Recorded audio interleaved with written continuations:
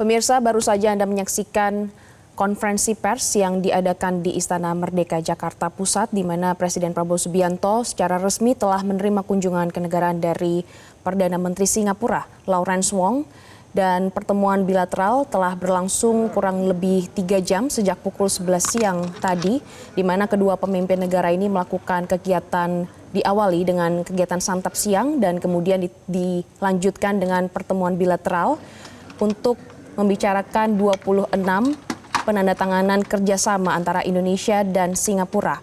Presiden Prabowo Subianto tadi menyatakan dalam konferensi persnya bahwa pertemuan tersebut dilakukan secara tertutup dan kedua pemimpin membahas penguatan hubungan di bidang perdagangan, kemudian investasi, ketahanan pangan, energi, ekonomi hijau, transformasi digital, kemudian juga pertahanan dan pengembangan sumber daya manusia, hingga berbagai isu regional dan juga global untuk menjadi kepentingan bersama antara Indonesia dengan Singapura.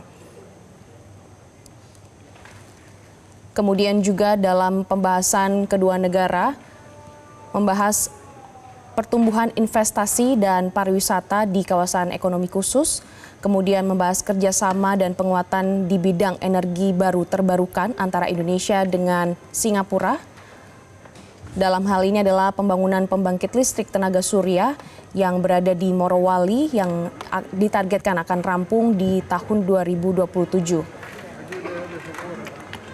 Dalam hal ini, Perdana Menteri Singapura Lawrence Wong juga mengucapkan terima kasih atas kesempatan yang diberikan dalam forum pertemuan tahunan antara Indonesia dengan Singapura, yakni Leaders Retreat, yang mana Presiden Prabowo Subianto menyatakan bahwa ini adalah pertemuan kedua kali antara Indonesia dengan Singapura.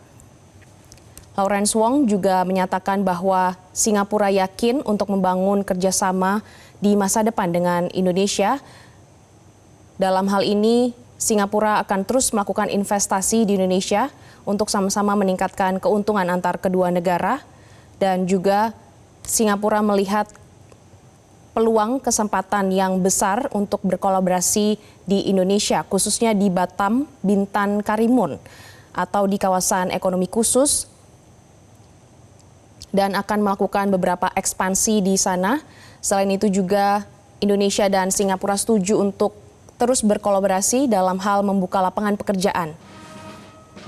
Tadi dalam kesempatan yang sama, Perdana Menteri Singapura Lawrence Wong menyatakan ada beberapa area kerjasama antara Indonesia dan juga Singapura yang terus dibangun.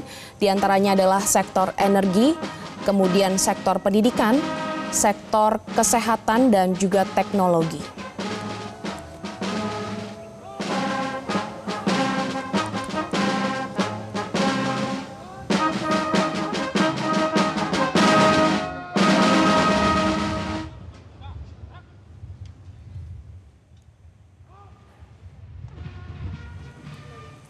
Demikianlah breaking news Metro TV, tetaplah bersama kami. Jelajahi cara baru mendapatkan informasi. Download Metro TV Extend sekarang.